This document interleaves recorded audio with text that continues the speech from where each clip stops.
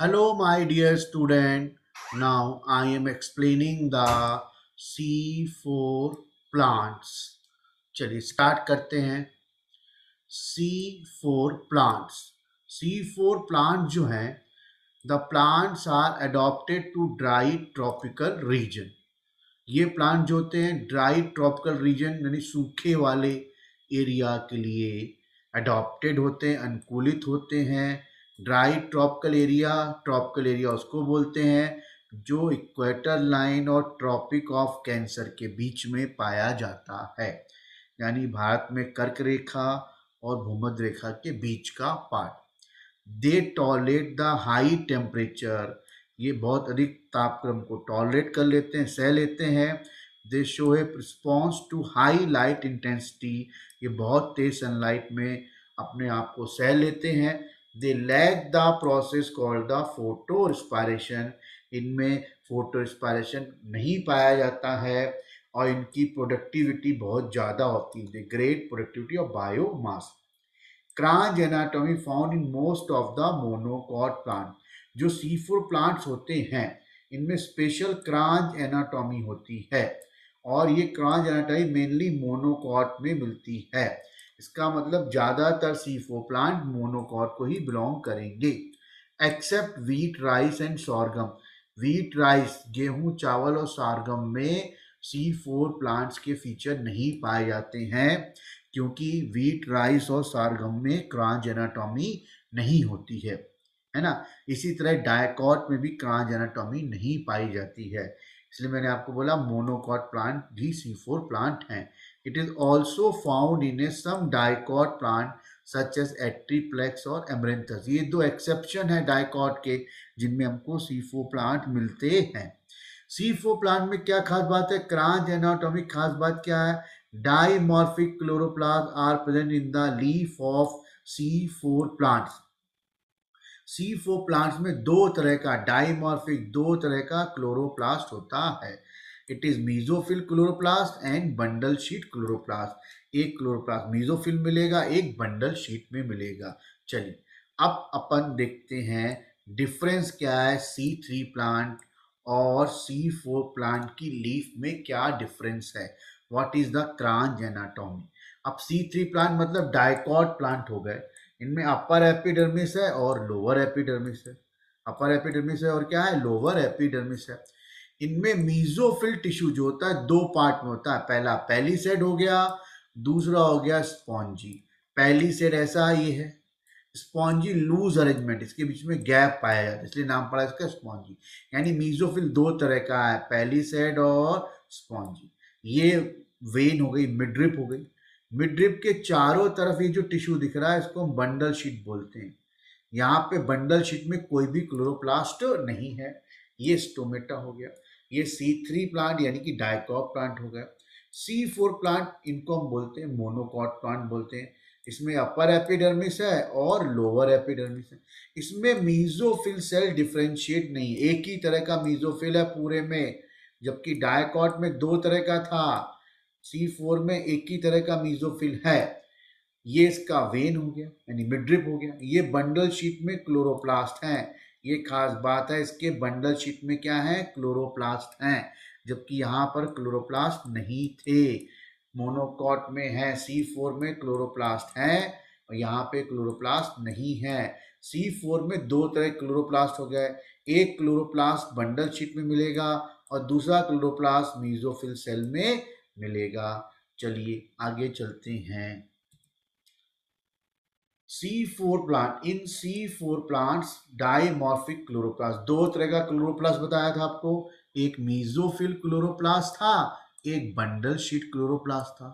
जो mesophyll chloroplast में feature क्या है? इसमें ग्रैनम वेल डेवलप्ड। जब इसमें ग्रैनम वेल डेवलप्ड है तो इसमें नॉन साइक्लिक मिलेगा। नॉन साइक्लिक मिलेगा तो वाटर भी टूटेगा। तो फर्स्ट, थर्ड, 7 पॉइंट आपस में कनेक्टेड हैं। अब इधर आते हैं, इसका ए ग्रेनल क्लोरोप्लास्ट है मतलब ग्रैनम वेल डेवलप्ड नहीं है, इसीलिए इसमें नॉन साइक्लिक भी क्या है? एब्सेंट है। नॉन साइक्लिक एब्सेंट है तो वाटर भी नहीं टूटेगा, वाटर नहीं टूटेगा तो ऑक्सीजन नहीं निकलेगी। ध्यान रखना, बंडल शीट से ऑक्सीजन नहीं निकलेगी, मीजोफिल सेल से ऑक्सीजन निकलेगी। सेकेंड पॉइंट, यहाँ केल्विन साइकिल के एंजाइम अब्सेंट हैं, यानी ये CO2 तो ले लेगा बट ग्लूकोज नहीं बना पाएगा। इसके पास केल्विन साइकिल के एंजाइम है, यानी इसको CO2 चाहिए, लेकिन इसके पास CO2 आएगी नहीं क्योंकि ये सुबराइज्ड है। क्योंकि क्या ये सुबराइज्ड है तो सीधे CO2 इसके पास नहीं पहुंचेगी। CO2 इनके पास आएगी क्योंकि ये मीजोफिल सेल क्या है, नॉन सुबराइज्ड है। क्या है ये, नॉन सुबराइज्ड है, तो CO2 तो इनके पास पहुंचेगी बट केल्विन साइकिल के एंजाइम नहीं है, इसलिए CO2 मीजोफिल से कहाँ जाएगी, बंडल शीट में जाएगी। इसमें पहला CO2 कैटलाइज कौन करेगा, पेप्केज। इसमें पहला कौन करेगा, रुबिस्को करेगा। लेकिन CO2 पहले कहाँ आएगी, इधर मीजोफिल सेल में आएगी पहले, इसलिए इसको बोलते हैं C4 साइकिल।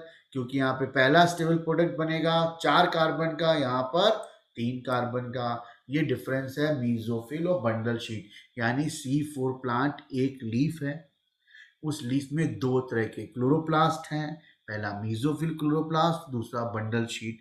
बंडल शीट में क्लोरोप्लास्ट में ग्लूकोज बनाने के एंजाइम हैं, बट मीजोफिल में ग्लूकोज बनाने के एंजाइम नहीं है, इसलिए दोनों मिल के काम करेंगे। नेक्स्ट पेज पे आते हैं, देखिए इधर फिर डायग्राम आ गया। ये मीजोफिल सेल हो गई, इनमें PP एंजाइम है, कार्बोक्सिलेशन करेगा जिससे CO2 फिक्स होगी और 4 कार्बन का प्रोडक्ट बनेगा, 4 कार्बन का प्रोडक्ट बनेगा। जबकि ये बंडल शीट है, इसमें रुबिस्को एंजाइम है ना। ये CO2 लेगा किससे, मीजोफिल सेल से लेगा, बंडल शीट CO2 लेगा और ये 4 कार्बन कंपाउंड को ग्लूकोज में कन्वर्ट करेगा। यानी मीजोफिल सेल में क्या चलेगी, केल्विन साइकिल। लिखा ना ये क्लोज एसोसिएशन, ये तो बंडल शीट हो गई।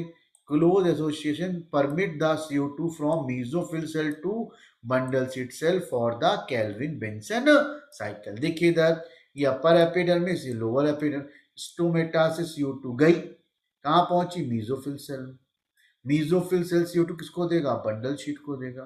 तो बंडल शीट बाहर से CO2 नहीं ले सकती क्योंकि सुबराइज्ड है। ये क्या है, सुबराइज्ड, इसलिए इसको मीजोफिल से ही CO2 लेनी पड़ेगी क्योंकि केल्विन साइकिल के एंजाइम बंडल शीट में ही हैं, इसलिए मीजोफिल को CO2 तो बंडल शीट को देनी ही पड़ेगी। दूसरा, this plant have a special type of leaf, crunch type of plant anatomy.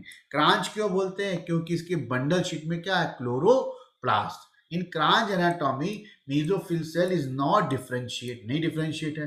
The particular large cell around the vascular bundle of C4 plants are called bundle sheath. जो bundle sheath है vascular tissue चारों तरफ, ये है ना, ये crunch structure बना रहे हैं। Bundle sheath cell have a large number of chloroplast. ध्यान रखना, बंडल शीट में क्लोरोप्लास्ट के नंबर ज्यादा है मीजोफिल के कंपेयर में। थिक वॉल है, इम्प्रीवियस है, गैस एक्सचेंज नहीं होगा, इसलिए किससे लेगी, मीजोफिल सेल से लेगी।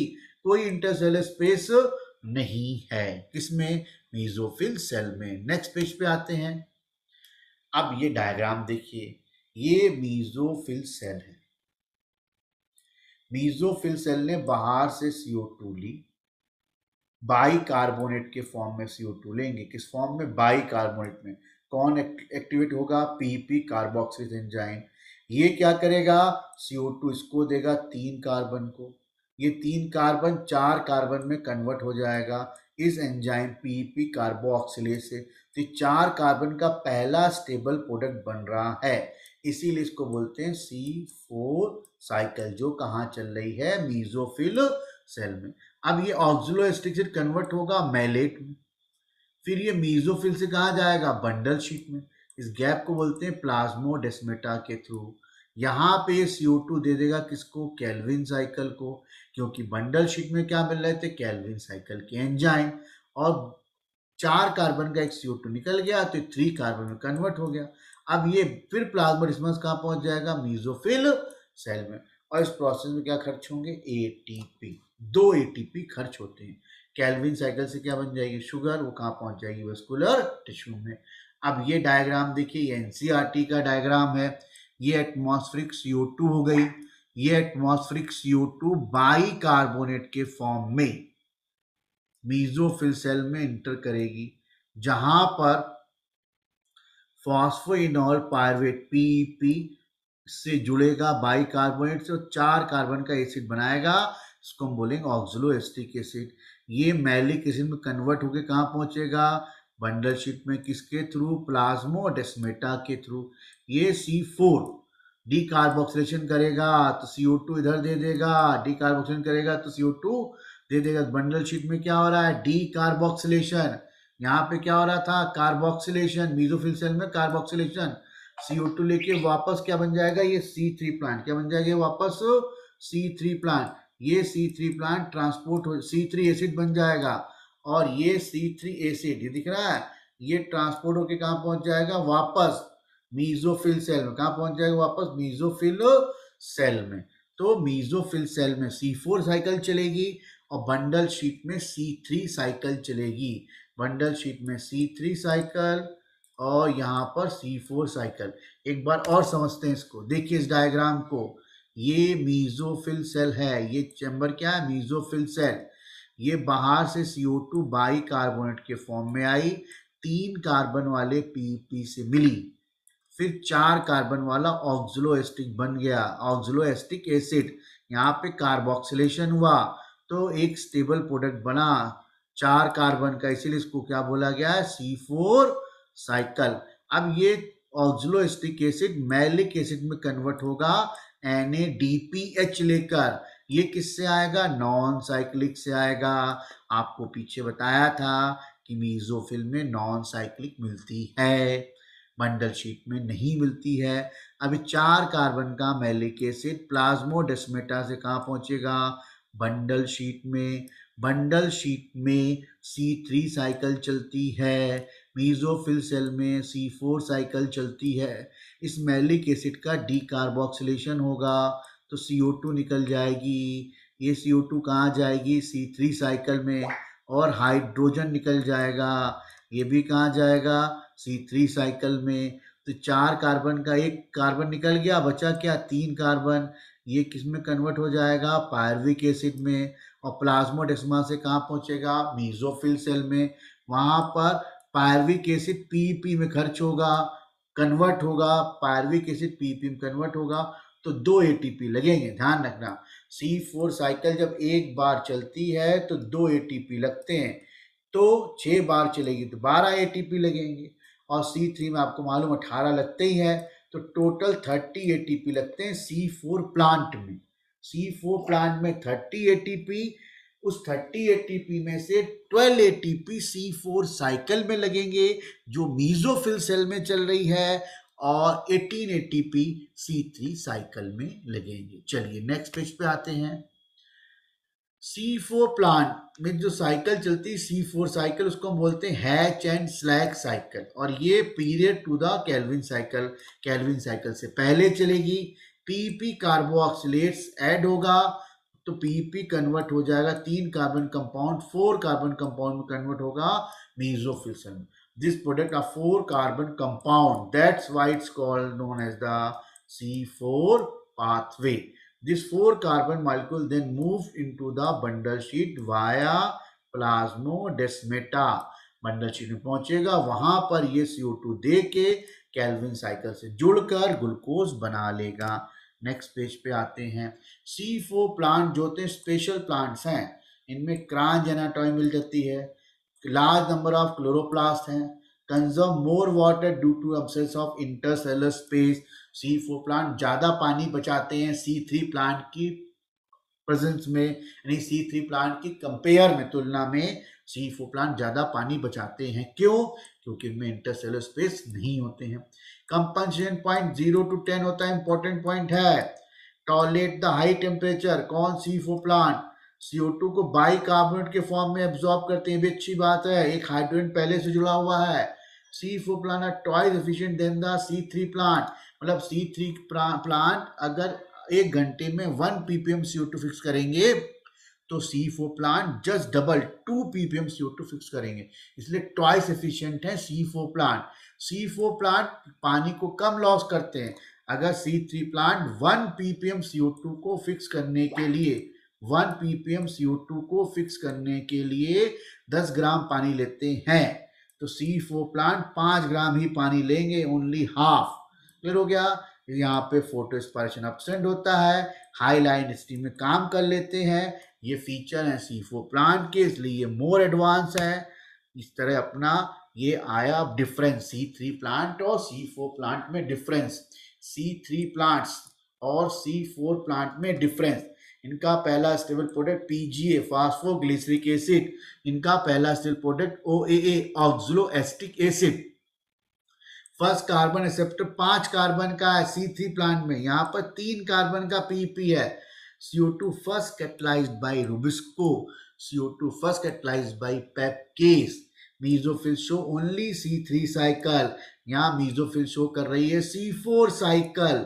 ओनली 1 टाइप ऑफ क्लोरोप्लास्ट, यहाँ पे 2 टाइप ऑफ क्लोरोप्लास्ट हैं। C4 प्लांट में 2 तरह के क्लोरोप्लास्ट होते हैं, इसलिए 2 तरह की साइकिल चलती है। 1 CO2 को फिक्स करने में 3 ATP और 2 NADPH लग रहे हैं। यहाँ पर 1 CO2 फिक्स करने में 5 ATP लग रहे हैं और 2 NADPH।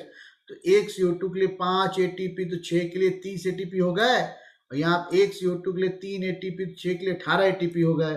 फोटो एस्पायरेशन प्रेजेंट होगा, यहाँ पे एब्सेंट होगा। ये ज़्यादा टेम्परेचर टॉलरेट करेंगे, यहाँ पे कम टेम्परेचर टॉलरेट करेंगे। इनका कंपनसेशन पॉइंट हाई होगा, इनका कंपनसेशन पॉइंट लो होगा। इस तरह से ये C3 और C4 प्लांट खत्म हो गया।